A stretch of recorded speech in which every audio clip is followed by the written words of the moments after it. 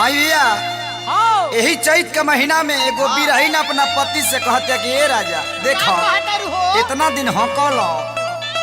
अब के हकी सर से कहीं कहती ए बबुआ अरे की गरमी में छूटता पसेना तके हकी लहंगा में देना हक दो ना राजा हो राजा हो राजा हो राजा जी बात मानी कितना प्यार से बोला तारू हो जरूर कोनो बात ए मोहित भाई उमेश भैया ए रोहित ये राजू भैया हाय देखो हाँ हाँ गरमी में छूटता पसेना लहंगा में के हाकी देना गरमी में छूटता पसेना लहंगा में के हाकी देना राजा के हाकी देना राजा के हाकी देना टपा डाला टपा टपा चुआता पसेना लहंगा में के हाकी देना गरमी में छूटता पसेना लहंगा में के हाकी देना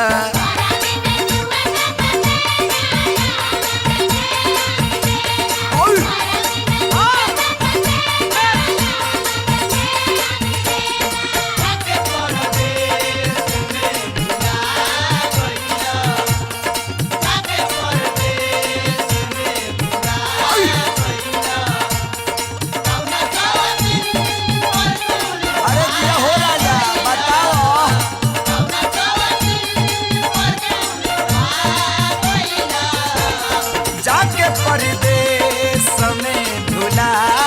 गईला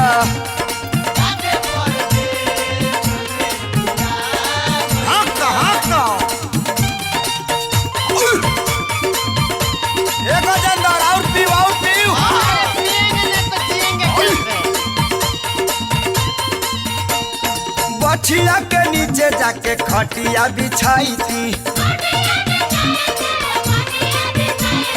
रहिते बोला मजी खूबे हकवाईती बछिया के नीचे जाके खटिया बिछाई थी रहिते बोला मुजी खूबे हकवाईती देवारा दादा देवारा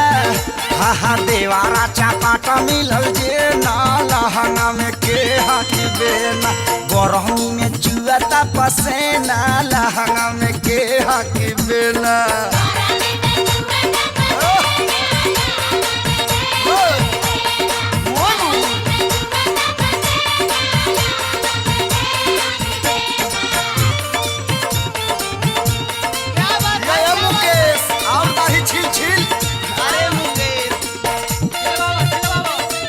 हरिहान छील दाढ़ी छोड़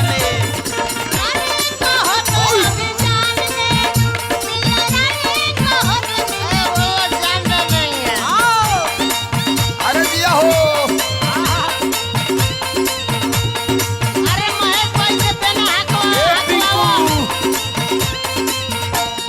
ताऊ से तावा के नीचे फेंके बुझा बूजी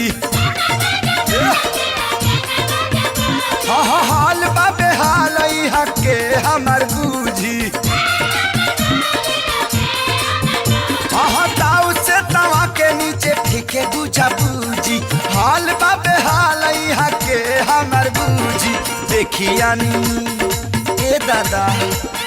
देखियानी बानी मारे के ना लहंगा में के हाकी देना गरमी में छूटता पसेना लहंगा में के हाकी देना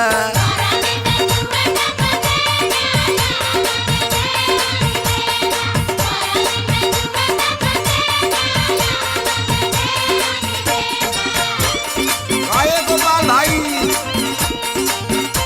जियो कृति सिटी सेंटर रंजन भाई रिंकू भाई पप्पू भैया हैया खा ए छोटू भाई अरे बाकरे कर रहा हो हाँ पियऊ महेश परदेश चली गईल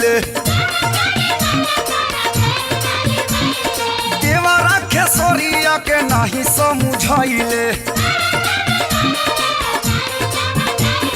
पियऊ महेश परदेश चली गईले देवरा खेसरिया के नहीं समझाइले धारी के ए दादा रे